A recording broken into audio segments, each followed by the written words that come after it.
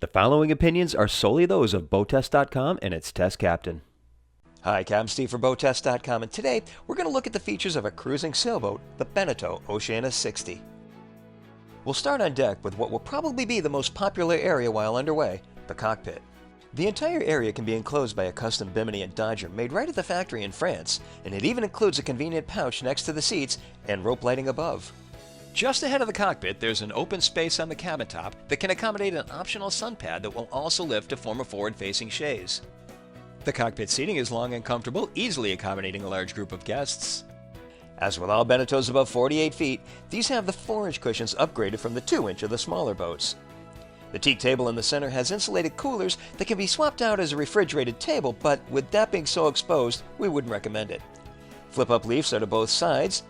Behind the helms are 2 deck-mounted cushions for additional relaxation. Fully aft, the transom lowers by either a switch at the helm or from a handheld remote to launch the custom-made tender and add a teak beach to the day's fun. A swim ladder mounts to the center. A hot-cold shower is just up on deck. Moving below deck, the convenience features are really packed in. Firstly, the Nav Station to starboard easily serves as an onboard office, complete with gooseneck LEDs.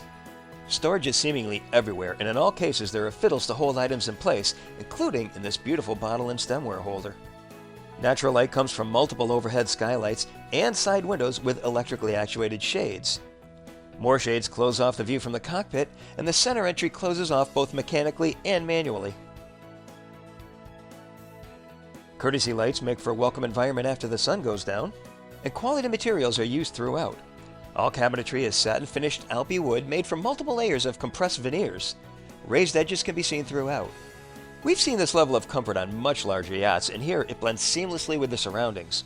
A sofa to port is well padded for extra comfort. Directly across is seating for 6 surrounding a solid wood table that not only expands, it rotates to accommodate everyone while still allowing accessibility to all the seats. A flat screen TV is mounted to the forward bulkhead. The main mast is right next to that, and a wood surround was removed from this one for servicing the mast just before our arrival. And there's certainly an open and airy feel to this area with ceilings at 6 feet 11 inches, which, for me anyway, made for grab handles that were a little high. Moving to the galley, there's a freezer box and plenty of open counter space for food prep and serving. And here's a nice touch, the flush-mounted trash receptacle. Just sweep the debris right in. Of course, we have the usual microwave, and the 3-burner stove is mounted to gimbals. The gas bottles are stored in dedicated compartments up on deck. There's a double basin stainless sink and plenty of storage. Now let's take a look at the accommodations of this 3-stateroom, 3-head yacht. To either side of the companionway, there are guest cabins. To starboard, the stateroom has twin berths to convert to a queen with a filler cushion. A vanity is just inside the entrance. To the opposite side is the entrance to the head. As with the head opposite, this one also includes a walk-in shower and plenty of storage. To port, it starts with a dayhead that also has a private entrance from the guest cabin. The guest cabin has a queen-sized berth, and there's plenty of natural light from windows facing to the side and rear windows leading to the tender garage.